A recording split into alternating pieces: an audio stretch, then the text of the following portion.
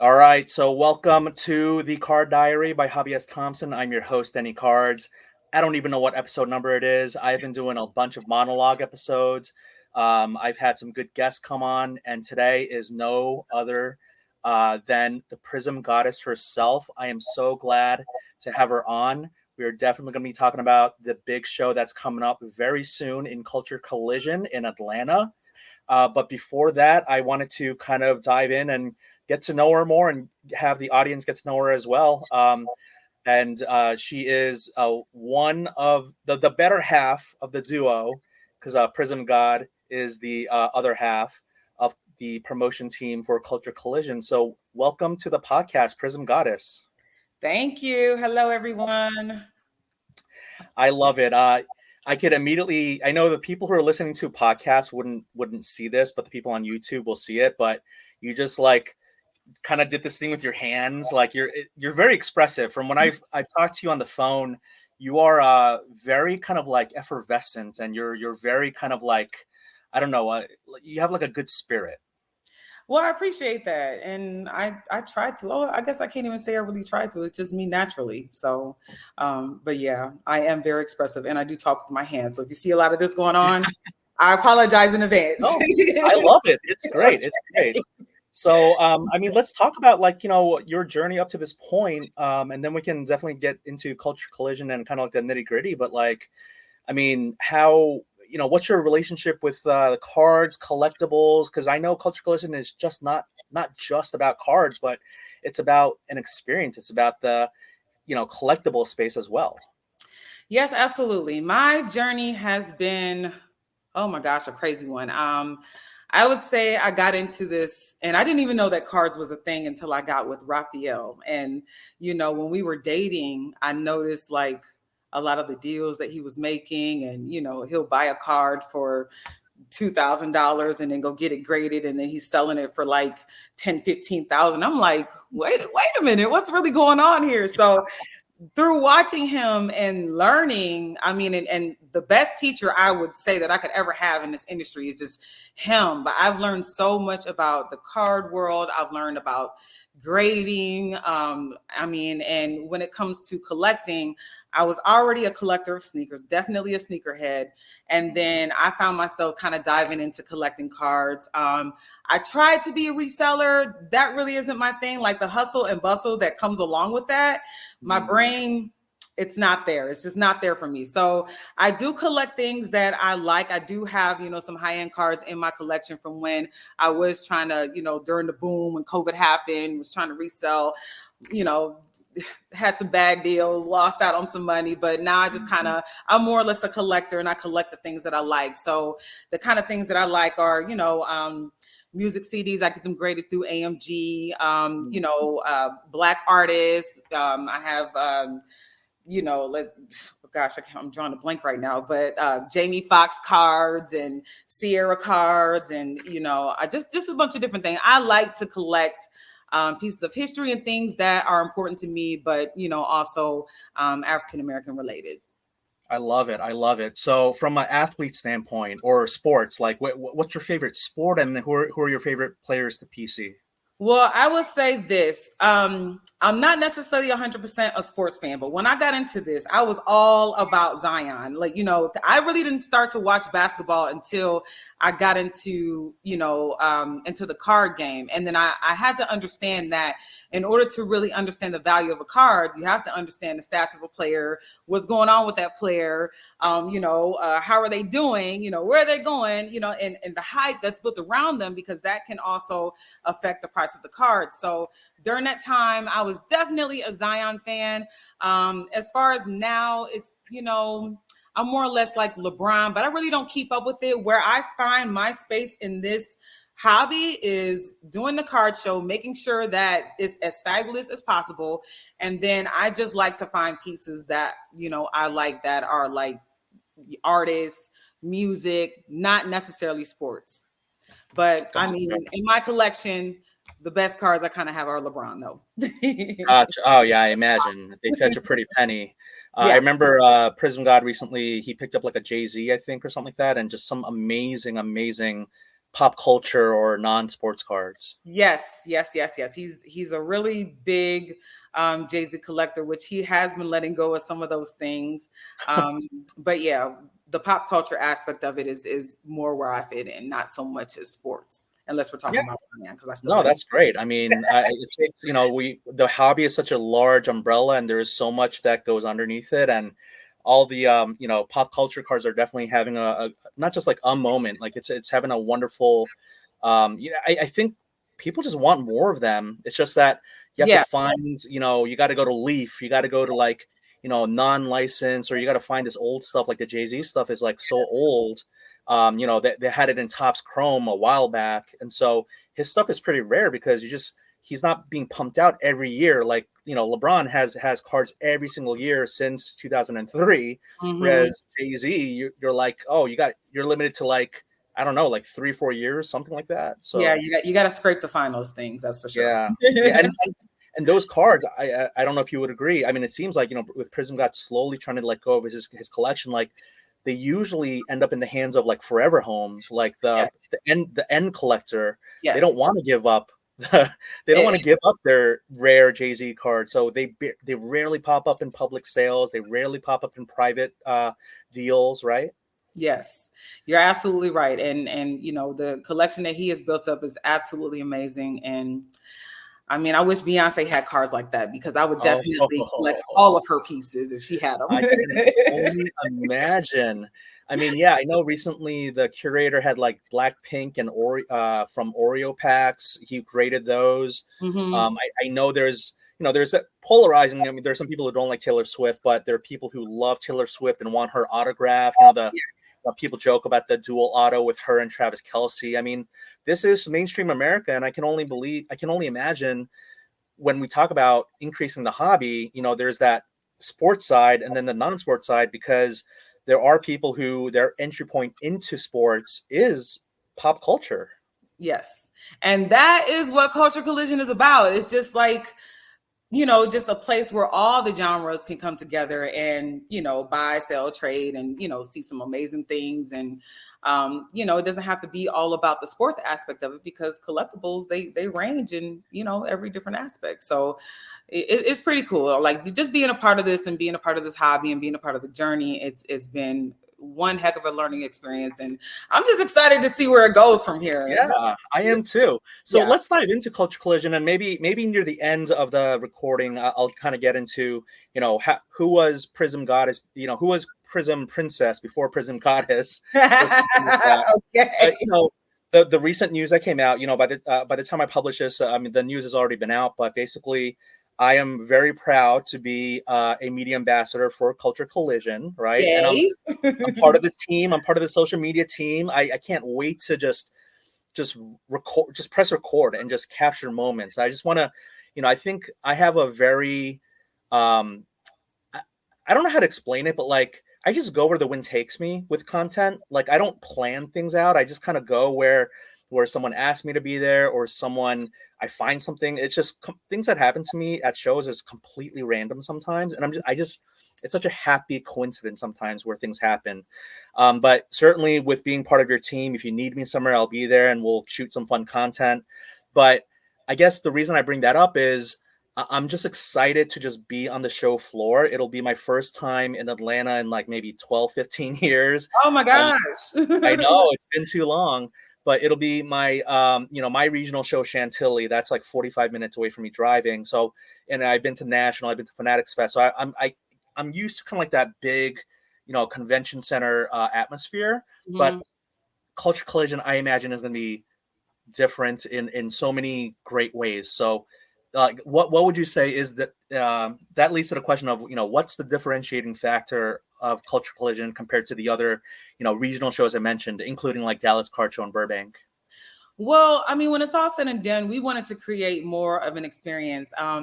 When I first got into this card industry, I would travel to shows with Raphael, and I'm not even gonna lie, like I would be bored out of my mind, like literally just sitting there bored out of my mind. And he wouldn't be bored because, of course, he's doing deals and things of that nature. And I mean, when we talked about it, it was kind of towards the end of the big boom, and I just kind of advised Raphael that he should definitely do something different in this hobby. And, you know, it was the options that I suggested was either doing a card shop or a card show. And so the show aspect was what he chose that he wanted to do. And I mean, you know, when we sat down and we talked about like what he envisioned for a show, you know, it was just more or less creating a really, really fun experience for our attendees. So, you know, having things for the kids to do, having things, making sure that the sponsors who participate in our show have some kind of interactive activity to do with the customers, because I mean, it's all about connecting our vendors and our sponsors with the customers, but making it, you know, a little bit more exciting and a little bit more fun for our attendees as well. So, you know, that's what makes our show a little bit different. You know, we have the stage, we have the discussion panels that take place. We have the sponsor hunt activity. We have the 3v3 game. We have the 3-point contest. We have the sneaker contest. There's just so many different things that are fun that's going to take place at the show. And that's what makes it different is, you know, the experience that our guests are going to have when they come. So on top of being able to see all of your wonderful friends that you see at every single show, you know, the people who come, you know, they have a great time, and, you know, there's more things to do. So I love it. I love it. So I'm not a sneakerhead, but I am a hoop head. I've loved basketball. It's my, you know, hobby, cards related and just like sports related. It's my number one sport. And I I'm gonna probably say I've my knees and back can't handle 3-on-3 or anything like that. But I'm excited to run content. I'm excited to like record people playing and kind of, you know, I was waiting for you to say the basketball game because I'm really excited to just kind of see people. You know, one of my favorite things is when you do play pickup is you could never have played with someone ever.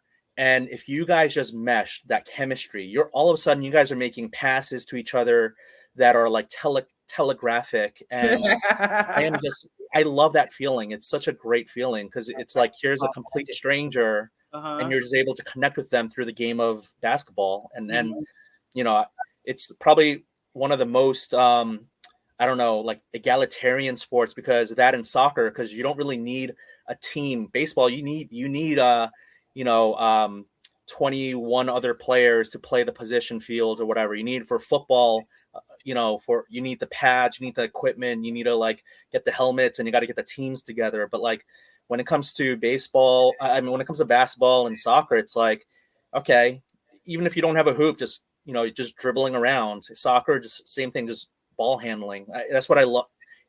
That's what I love about those two sports, I think. Yeah, it's pretty awesome. I mean, I haven't gotten on the court myself just yet, but it's coming. Well, how about you, me, and one other person, and we can kind of play another like, you know, like I used to play intramurals co-ed, right? It's like the guys they couldn't go into the paint. They could like hang out in the 3-point area and a little bit in like the wing area, but the ladies are the ones who could go into the paint. So if you had like a, you know, really strong rebounding, really good interior, you know, a girl on your team, like I remember the guys just didn't really have to do anything. You just passed the ball into them. So, yeah. You know, it would be nice, but I also want to make sure that like there's an understanding, because there's a difference between the card star game and the 3v3 game. So we do the 3v3 game a little bit different. Before it was like where we had all these people and, you know, it would be randomized, you know, as far as like who your team would be. But now we allow people to actually choose the players that they want on their team. So last year's game was the first, you know, time that we had did it like that, and it got really serious, man. Like those players was like it was definitely a sight to see. And then for the card star game, that happens once a year at OTE, and this is where you're kind of like voted in to be a player. So it's a little bit more randomized, but you know, either game is super duper exciting, and, you know, people take it seriously. So I can't wait to see this game as well. For the folks who are unfamiliar, OTE is Overtime Elite, and there's a separate arena that's kind of like a G League type of thing, right? And there's like stadium seating, but there's like an East and West team, and then so if I can run content for that, or if I can just kind of be a water boy, I think okay, we'll keep you in mind for that. So the 3-on-3 game though, so there is a prize for the winning team. Is there an Yes. entry fee for The people entry to fee enter? is $1,000 per team, and How the much? cash out prize is $1,000 per team. Okay. So I believe you need to have 4 players. One is going to be an Right. alternate. Right. And so, everyone registers their team at one time. And then at the end of the game, whoever is the finishing person, $5,000 check is what they take home. So, it's a good gamble. It's a good game. That's serious. I mean, for people who played like D3 or even D1, like I can imagine the competition is going to be fierce because that, we're not playing for just pride. We're playing for some money, some Yes. coin that'll likely go straight into the trade show, into the card area. But wow, so how many teams have entered in the past? Like, is this kind of like a round robin, like point system, So like how we allow 18 teams. 18? And then they play Friday, and they also play on Saturday if there's if the game hasn't ended by then. But like I'm not even gonna lie, like the game ended so fast last year. I was shocked. I mean, he called me. He was like, "Bring the MVP chain." I'm like, "It's Yeah. over already." Like the team was cold. The team was cold. Oh But man. yeah, I mean, it's just 18 teams, so there still is some spots available. So Mhm. get your team together. Let's go. Yeah. Let's play for the cash. Get ready. Yeah, yeah. If anyone listening is getting ready, getting a team together, I can't be on your team because I need to get my health in order first before I get my game, Okay. get the team in order. But I would be glad to be the person who kind of brings people together. If you want to go and be on a team, and there's like 3 people who tell me I don't have someone to be on a team with, I'll connect the 3 of you. You know what I mean? Or the 4. Okay, I'd be glad that's to good. do that. So if Yeah, y'all no, listen, when absolutely. you're trying to put a team together, hit up Denny and he'll hook you up. Yeah, Okay. yeah. I'll take no cut. I'm just gonna. I love bringing people together. That's one of my big Yeah. things. Is in and out of the hobby. I love, connecting people and just kind of like, I'm not doing it for any middleman service or any cut. I just wanna. I just love bringing people together because whenever I do that, I just feel like almost like a friend matchmaker. Yeah. So That works. yeah, so you got the basketball game. You got before we get to the cards, I want to say for the culture aspect, you have the sneakers. You have, I think, do you have some people selling like jerseys and like memorabilia and things like that Yes, too? we do have people selling art, memorabilia. I mean, we have people selling like sneaker candles and jewelry and Mhm. sunglasses. I think I saw some socks last year. So, I mean, there's just so many different kind of vendors. And I love that aspect of it too, because you see some things that you normally wouldn't see at your typical card show. And, I think when you have different items, it brings different kind of people who wouldn't normally be into cards. So maybe they're Mhm. coming for their particular vendor, and then they see the cards there, and then now we've sparked a new collector. And that's one of the main objectives as well, is creating new collectors, because the times are changing, and So I will say, when you sent me a lot of raw footage from last year's Culture Collision, and I saw those sneaker candles, like yeah, my wife doesn't know it. cool. I am definitely bringing back. She loves candles, right? I mean, we're Yeah. like a Yankee candle family, and we got all these Yankee candles. And I'm like, you know what? As soon as I saw those candles, I'm like, sometimes you go on a trip and you bring something back for the family and stuff. I'm bringing back a sneaker candle. I Yeah, and they have to. smell so good. Oh, they smell so good. So Yeah. definitely bring it too, okay? Yeah, yeah, bring our yeah, absolutely. So yeah, you got the sneaker candle. So I guess the other thing I wanted to ask with regards to like the stuff that's not cards, just to make sure we cover all of that before we get into like the card show and the number of tables and all that stuff. When it comes to the is it like really, when we talk about sneaker candle 3-on-3, it seems like there's a lot of basketball heavy like influences. Are there other sport type of things, or is it more for like hoop heads, quote unquote? Well, I would say, as far as like the activities that we put together, of course, with us having a basketball court, we did want to, focus on basketball items. I mean, basketball things and activities. However, when you walk through the room, there's a variety of everything, and there's something for everybody. Like I get questions about whether or not vintage cards will be there. They're there. There's football stuff. There's football helmets, football jerseys. Wow. people who sell baseball cards. I mean, like, it's just a big melting pot full of everything. So no matter what it is that you collect, I'm sure that you will be able to find your next item at Culture Collision. There's a little Gotcha. bit of everything there. So Yeah. it's just not limited to basketball, or, you know, the activities are, because of course we got the court there. Right. But as far as like vendors, they have a mixture of everything. Yeah, I admire those memorabilia, autographed helmet folks and the autographed baseball folks, because that's got to be. I mean, cards are, we always complain about the heavy Zion case, or like you got to lug it, but these folks, they drive in like U-Hauls, and like just the size of one helmet is like the size of one of those small Zion cases. And I'm just like, imagine having like 100 of those. And they have to move all that stuff in and then move it all out. So yeah, shout out to all the memorabilia people, because I know it's a lie. And then we have, a vendor that just sells artwork and things of that nature. But yeah, just bringing it in and bringing it out. All the vendors. It's a lot of work. And they do it every weekend though. So that's true. Yeah, it's like a traveling, they travel everywhere, and it's really admirable what they do. So I mean, they really make they're the vendors, like they're the ones who put out their stuff, and they just want people to, make some sales and make it worth their time and their energy for being there. So thank you to all the vendors. Yes, absolutely. Shout out to all the vendors.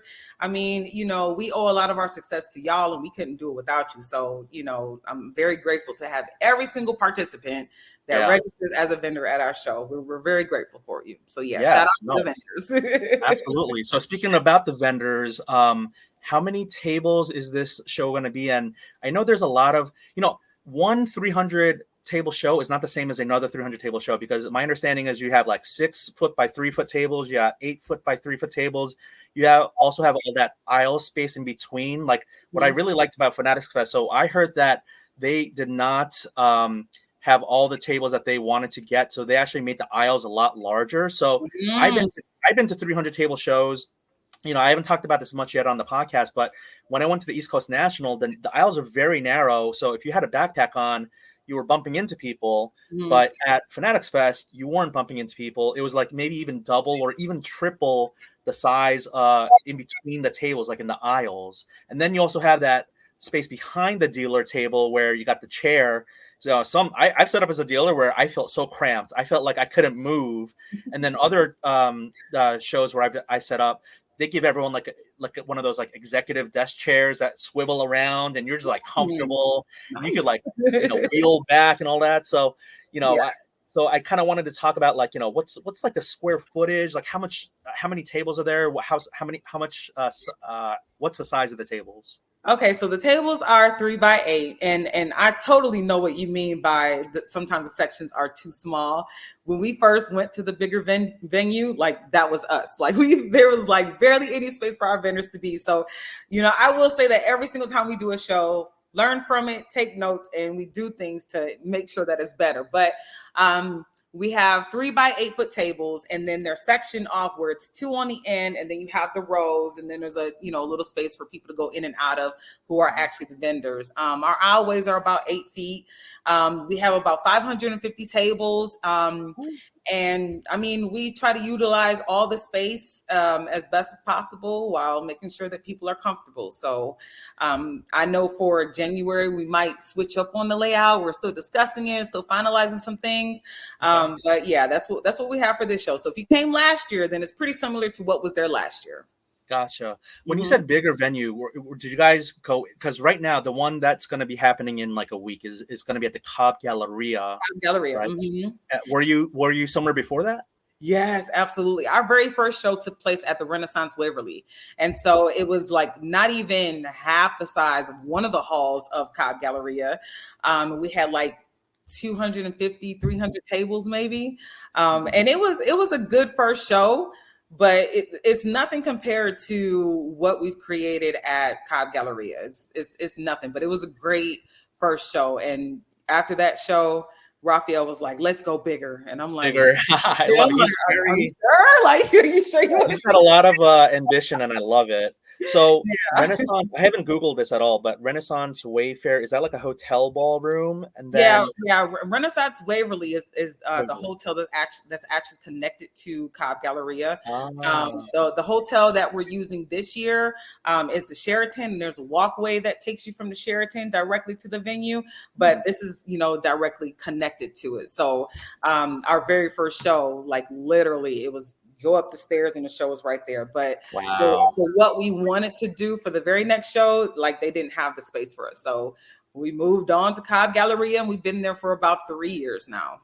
Nice. And Cobb Galleria, for some reason, like I think it's maybe because there's like a Tyson's Galleria near my area in Tyson's Corner, Virginia. But is that like a mall or like is it a convention center? Like what is It's a the Cobb convention Galleria? center, but at the lower level, there is a mall and like stores and restaurants and things of that nature. So it's a really big, very nice, popular venue. It's also near the Brave stadiums where you'll find a lot of Really? restaurants. It's literally right across the street from Cumberland Mall. So there's a lot of different things for people to do outside of the show as well. So my understanding is Cards HQ is near Truist Park as well, where the Braves play. So that's all within like a not walking distance, but driving distance, maybe. So Cards HQ is definitely within driving distance. It's not right there near the Brave State. I would say it's maybe about like a 7-8 minute drive. Okay, yeah, that's great. I Yeah, mean, it's not 7 8 minute far. drive. And so when people come into the Cobb Galleria, there's like a parking garage, like that's how they drive in, and then they do all that. Yeah, so there's several parking garages that are right outside the main entrance is where people will park, and then of course our vendors, they'll have to go to the docks to do their unloading. But Nice. as far as attendees, there's plenty of parking in those docks, and the parking is $10, I believe. Okay, $10 for the whole day. Awesome. Mhm. Okay. So Friday, Saturday, Sunday, there's Mhm. general admission, 1 day passes, 3 day passes, and then VIP, right? Something like Yes, that. yes. Um, let's talk if you can kind of explain what would the VIP ticket get you? So the VIP ticket is 150. It's going to get you early entry all 3 days. It's also going to give you our gift bag where we have a lot of exclusive items that come from Culture Collision and also all of our sponsors. They'll be getting that. They'll also get a customized badge, and as you know, the card art carver.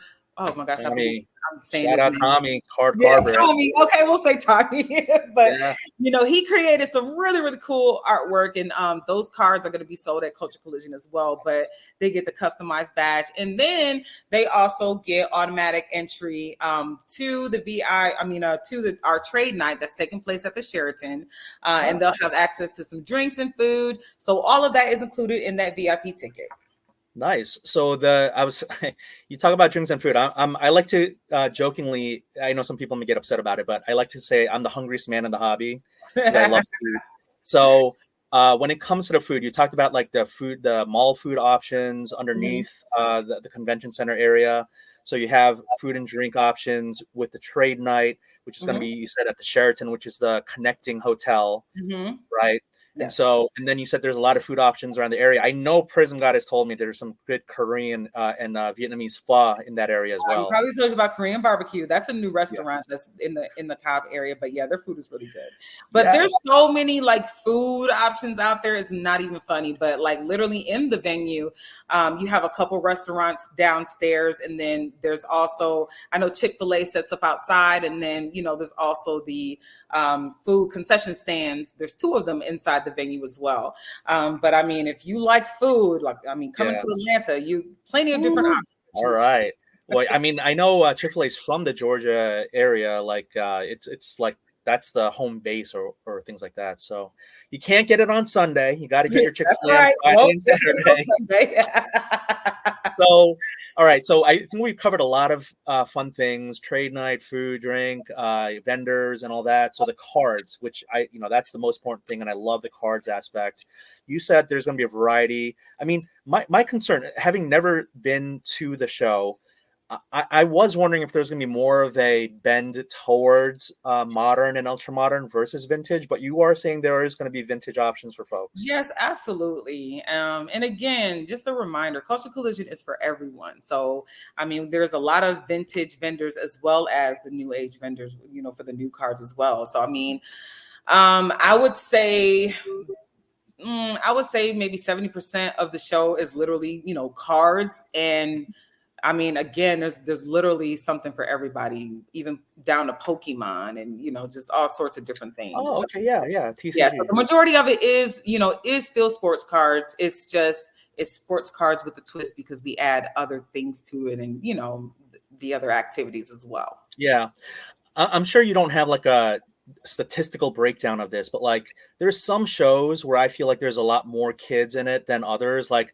I mean, Fanatics Fest definitely what is different because it was like card show attached to like the family friendly experience and all that stuff. So there Mm-hmm. were a ton of kids around everywhere. But I will very much admit I've been to some hotel basement local card shows with no AC, and there's No. like it's just maybe there's like a few kids, but it's mostly just kind of like people 30 and above just kind of looking at each other's stuff and like it's kind of like the old school you know way of having a card show, which I know this isn't going to be like the like in a dingy basement, nothing against those shows, but like I wonder if this is going to be like what general rough estimate would you say like there kids coming to the show as well? I mean, we get a lot of kids, and again, we're all about creating new collectors. So we do cater to the kids. Our kids are, they enter free, and I would say,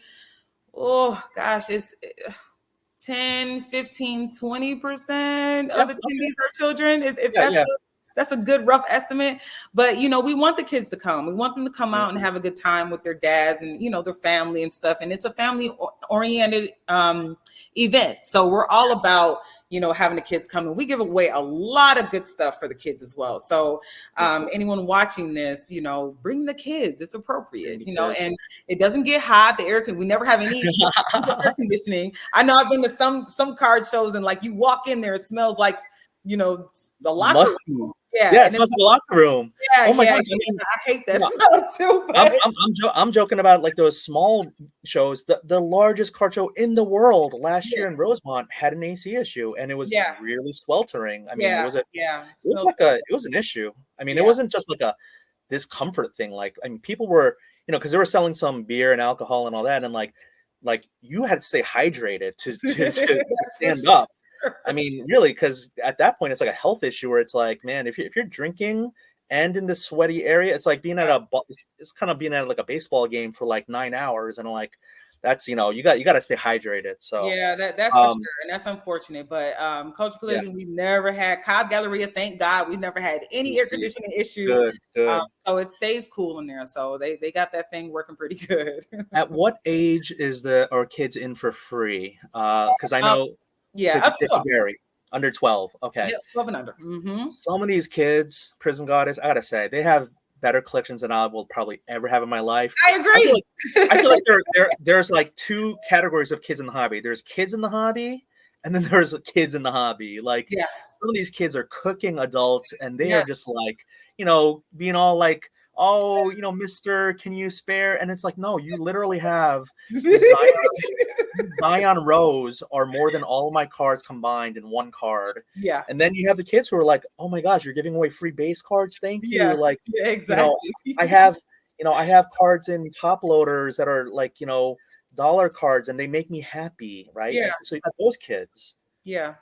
Yeah, and So it's, it's it's a mixture, but yeah, I mean, I would say the kids are getting it. Like, I mean, the ones yeah, who really, really hone in on their craft, they learn about, the art of making a deal, and they're trading and they're selling. Like, they're really getting it. And I mean, yeah, I just wish that this was something I learned about when I was a kid, because I mean, it's crazy, yeah. No, a kid I wish that.